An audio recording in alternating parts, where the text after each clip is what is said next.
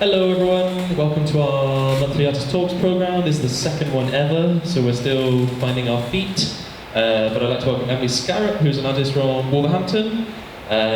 She's going to be talking about her practice, her life as an artist, some projects that she was doing in Chile, and then later on she's going to talk about our new More Art Inc. programme, which is for 16 to 30-year-olds in Wolverhampton to come and use the gallery as an art studio and make some work with us. So Emily's going to talk for about 20-30 minutes and then we'll have some time for questions, okay? Alright bro, Emily, here you go. Thank you.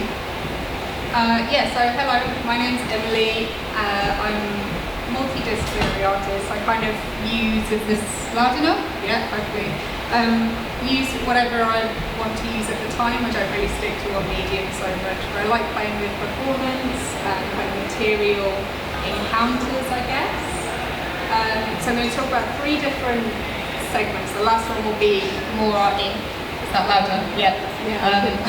Up a little bit. Up a little bit. Thank you. Hello.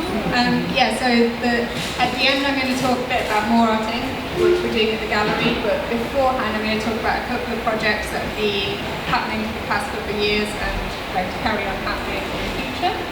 So I guess we'll go for the first one. Yeah, so the first project, which I've been working on since 2019, it led my PhD, which I've just finished, and it's going to carry on forever, I think, is my relationship with this egg. It's chicken's egg. It's a raw chicken's egg, which I got in October 2019, so just before the pandemic, and I've been looking after it ever since.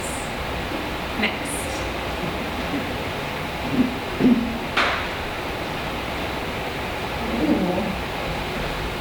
Exciting. The picture disappeared off that one. Oh, okay, that's fine. So, as you can tell, the egg has been through some changes, some disasters, but also we've mended it along the way. So we had quite a big break, probably about 6 months into my looking after the egg, which then got bandaged together, and then little bits of damage, and that's kind of what it looks like at the moment. So it's kind of changed form a lot and been a sort of, I guess, a performative relationship, but also quite sculptural in a really slow way. And I started thinking about this, thinking about the Greek myth of Sisyphus, where he has to push a boulder up the hill and it rolls back down, and that's a continuous cycle, but in a gendered way. So a relationship with a gendered object, what would the boulder be for somebody who's not a man? Next. So with the work with the egg, that helps to produce, I guess, further bodies of work which thinks about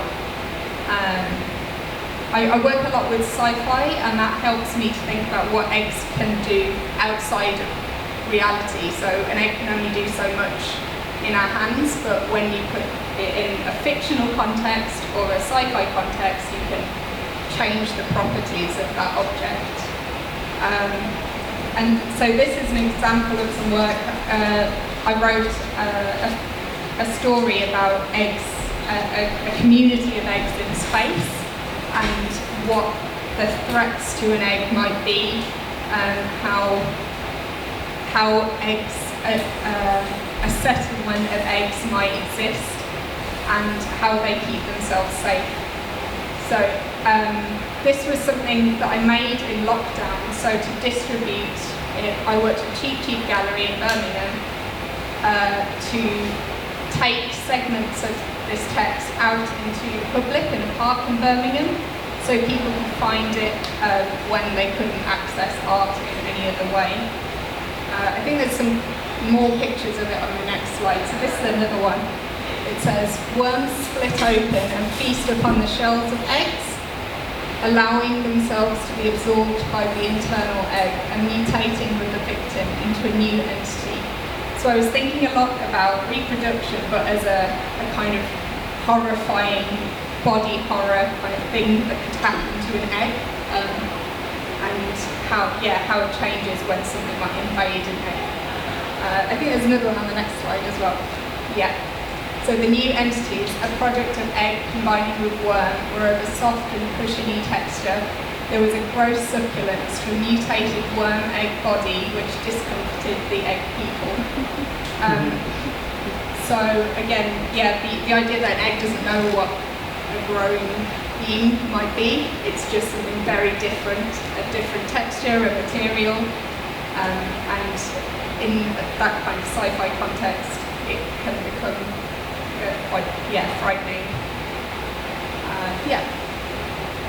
So these are some pictures of an exhibition that I did in summer 2023, which was the end of my PhD, and these bricks are where I put these plaques at the end to bring them back into a gallery context from outside. And the next one,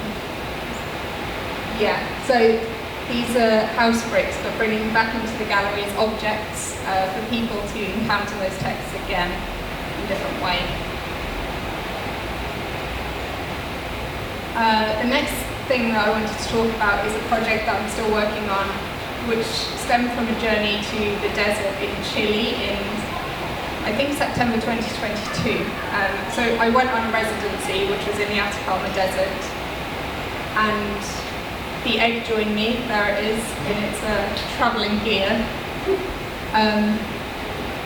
So this was a residency where I went with a really open mind, really. I was excited to go somewhere totally different to Wolverhampton, where we don't have mountains or anything like it, really. So it was with a group of artists from around the world, so it was quite interesting as well to meet people who were from environments where they do have similar things. People in America are used to deserts, but people in the West Midlands are completely not. Next slide. So these are lots of different environments that we encountered during the time there. I was there for a month. This is up really high in the Andes where there was cactuses growing. This is a little bit more ground level to where I was staying, which is just sand and ice when it was very cold. Bottom right is wetlands where they had flamingos, and then bottom left is salt plains. So, and all of these things were in like an hour's drive from each other. So it was a really fascinating experience that was a bit like being on a totally different planet to where I'm from. Next one. So this is the area, the home where we stayed, which was, it was built by a man named Carlos, who ended up being our guide for the entire time. So he took us to all those places on that last slide, and we stayed in his home. And he generally looked after us. Like, I was struggling a lot with the height of the mountains and couldn't breathe. So he was also really like medicinal, and caring, and I found that really interesting as well, that I was this kind of creature living in this man's home and being looked after by him. Next. So these are some of the things that I was looking at and engaging with while I was there.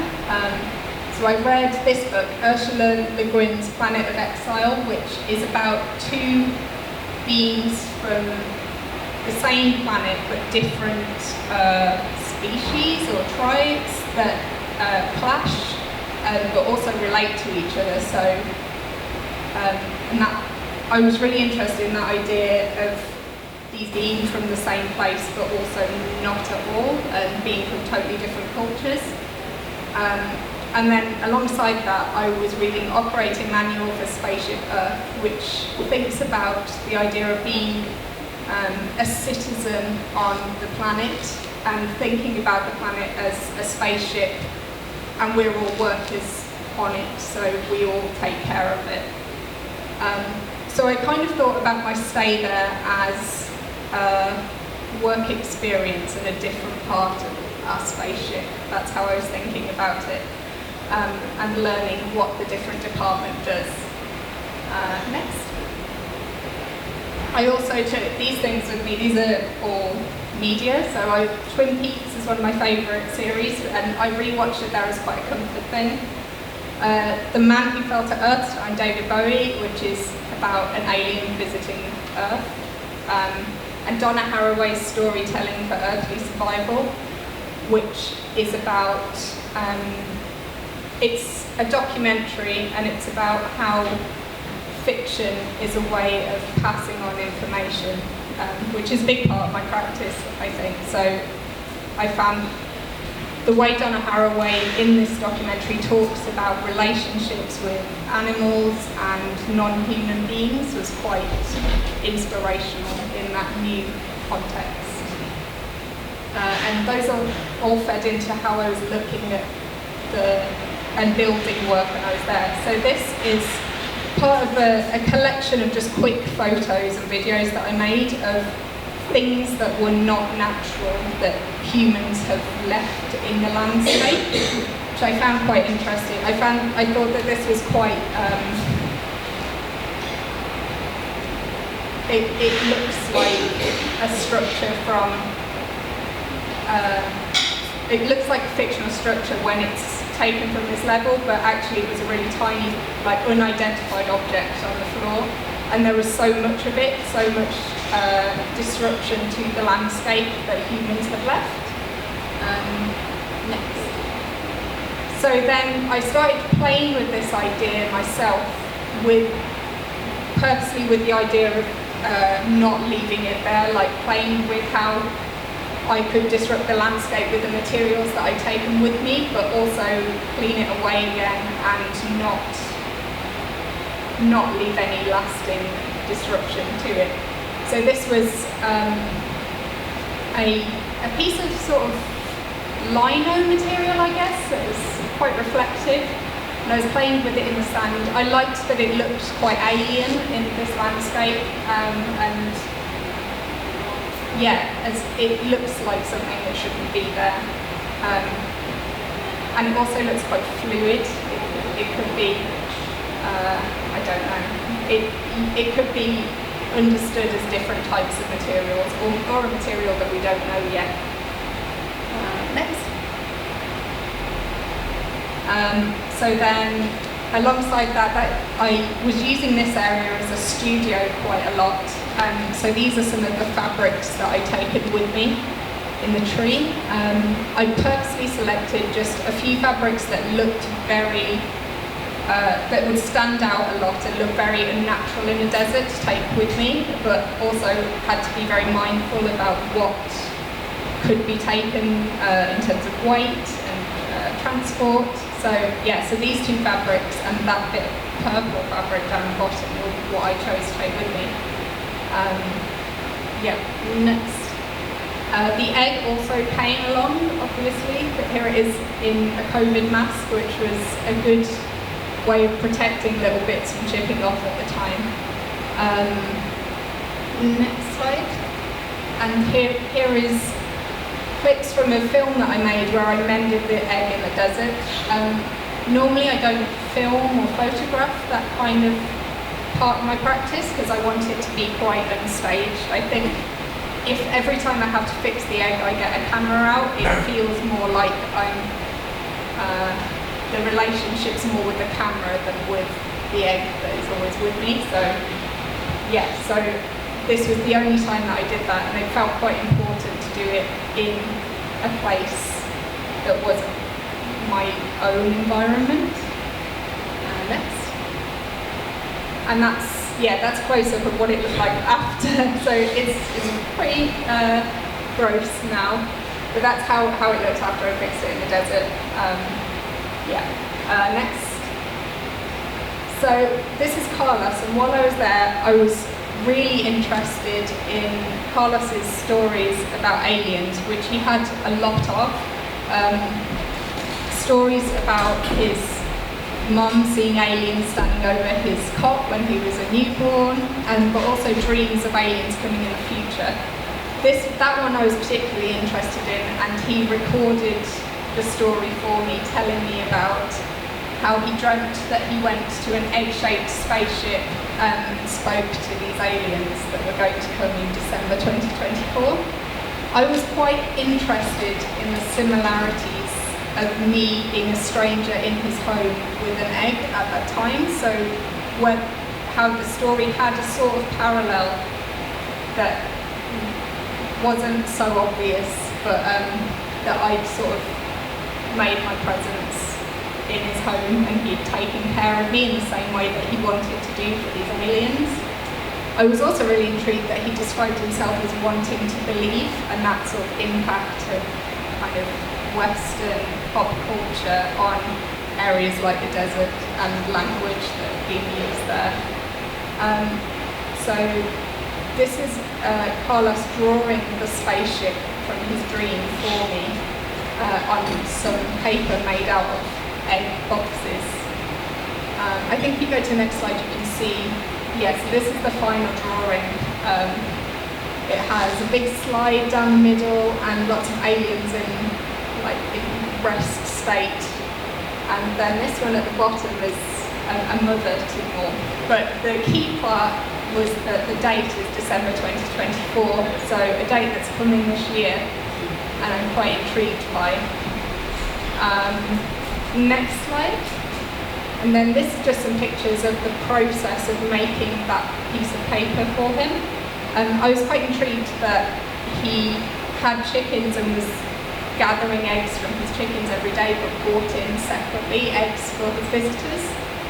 So I was using the cardboard boxes from that to make things. So kind of concluding that residency, I made a couple of performances. These are pictures from the very beginning of Twin Peaks, which show the arrival of the body that starts the whole story. I was really interested in this beginning of a story and how to show this new being that will change what's happening in an environment. Next. Alongside that, this is the beginning of The Man Who Fell to Earth, which again shows the arrival of a non-Earthling on the planet. So with those two things in mind, I decided to make some performances about arriving in the place. So these are made at sunrise in the desert. This one didn't, I think this one is a really interesting image, but didn't work so well in terms of light. As on the next slide, there's, this one shows the light changing through the performance. It's a sped up video, it was very slow, I think maybe almost an hour, and also really cold, very cold at night there. So these videos I think are going to become part of a bigger project, maybe a bigger film about my experiences there. And that's where I'll leave that for now, because that's a work in progress.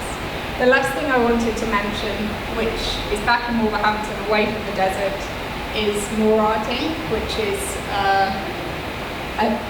a project that I'm working on with Simon and Dinosaur for emerging artists in the Black Country that are aged 16 to 30.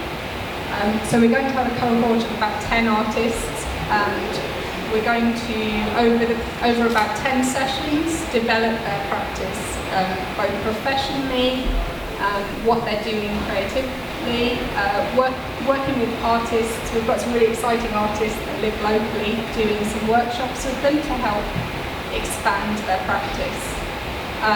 And in the end, they're going to be making a piece of work in response to the collection in Wolverhampton Art Gallery. So we'll be able to, I guess, learn a bit about the collection at the same time. Yeah. I have a question. I'm wondering about the interventions you made in the landscape in the deserts, and they're quite incidental, maybe just a bit of plastic. It's these performances that only last a small amount of time in relation to the big kind of American macho land artworks, you know, Robert Smithson and all these big kind of heavings of land and moving them in relation to feminist sci-fi literature. which is not normally involving battles or wars. It's got other interests. I'm wondering about the relationship between those two things, about kind of your feminist land art and your interest in feminist sci-fi. I think I was very, very conscious about when we were going on trips around the area and seeing things like copper mines, where people like us had gone to Chile and obliterated the landscape, and I didn't want to be another person like that. I thought it was really important to not do that and have, I guess, as little impact as possible on something that wasn't mine to impact.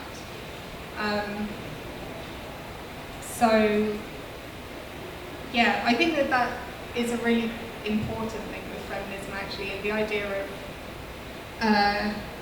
adding to, I guess it's like a labour of care that is not thought of when we're going and mining or even making films like for huge budgets across this space and then just leaving it and leaving plastic everywhere. I was also, something that I found really important when I was there is that Carlos would say you can't take anything from this place, like don't take sand or don't take rocks. But then sometimes we'd visit somewhere near a mine and he'd say, you can take a souvenir from here because everyone else already has. So that kind of impact of these historical colonial practices on how they're treating the environment now, just like this place is being torn apart already, just do what you want. And I didn't want to do that.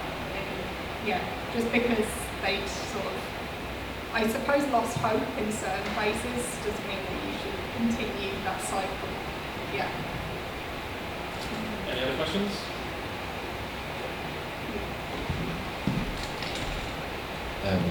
Sorry to have the mic. So you're talking quite a lot there about almost the idea of ownership and sort of a relationship between people and the environment around them. One thing again that I wanted to talk about with the egg, I went to a Carolee Schneemann exhibition at the Barbican a couple of years ago, and one thing that came out in her writing was that she had a cat that lived with her that she never claimed ownership of. She always only ever referred to him as like the cat that is named this, like not my cat, the cat. And do you think that there's something in that, in the way that you've treated the egg? Like, do you consider it to be yours, or do you consider it to be kind of an object, or like an entity or an object in and of itself that just happens to coexist in the same space as you?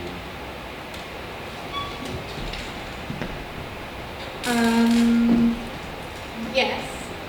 So when I first got the egg, I wanted to make it really incidental, so purposely waited until there was one egg left in the box at my nan's house, and that's how I got the egg. I didn't want there to be any choice or preference, or I just wanted an egg to come to me, I guess, without staging it. So in that way, I guess it's quite happenstance. I do also use the phrase my egg though, but I think that's more a differentiating thing than an ownership thing. I'd see it more as me and the egg collaborating on research that turns into other artworks rather than the egg being an object that is owned by me. Just one quick thing. I don't think you talked about it in this, but why did you choose an egg? Like, what was it about an egg that spoke to you? I was interested in the egg as a gendered object. So we come across in media, but also maybe closer to home, children having parenting lessons by looking after an egg or a bag of flour,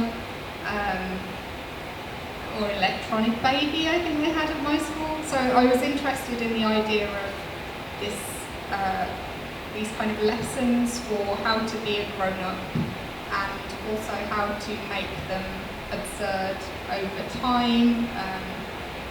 an object that will never grow, it will only disintegrate more and more. Yeah, so really kind of playing with that idea of this kind of learning a role that you're going to do when you grow up and how to not do that, antagonise it a bit.